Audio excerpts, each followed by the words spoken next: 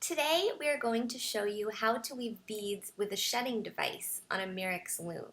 We are going to focus on weaving a wide piece, but the same techniques that you will be using for this can also be used for a thinner piece. Let's get started.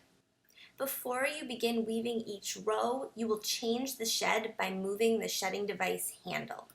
When weaving a wide bead piece, you want to weave in sections. So choose how many beads you want to pick up for your first section. Now you will take your bead thread and bring it between the raised and lowered warp threads on your loom. And you are going to take the first section of beads, in this case it is on the left side, and place each bead between two warp threads. So it is between two warp threads vertically, and it is between the raised and lowered warp threads. And then you're just going to slide those beads down into place onto the row below.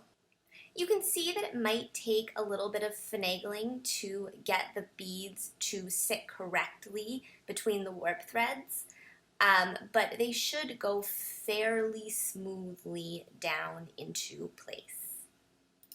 When you've got that first section in place, then pick up the beads for your next section, and you're just going to do the same thing. For the next section, you're going to want to take the thread that the beads are strung on and pull it out so you have something to hold onto when you're moving your beads down and getting them in place. You can see here that it should be relatively easy for you to move your beads down once they are in the right place. And if you don't feel comfortable doing large sections, you can do much smaller sections. You can do a few beads at a time until you get comfortable making sure the beads are all properly in place.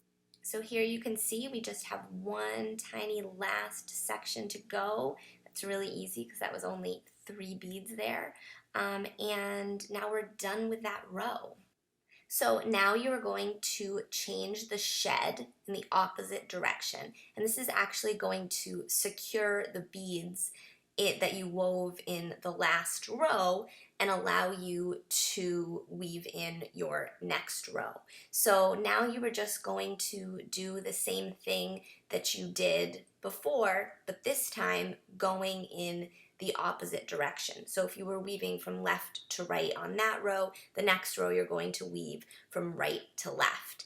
And you just keep doing this process of picking up your beads in sections, weaving each section through, changing the shed, and then weaving back the other way. So you can see here how weaving beads is very, very fast once you get the hang of doing this. Now, in this video, we did not talk about setup, and setup using this method is a little bit more difficult than weaving beads without the shedding device.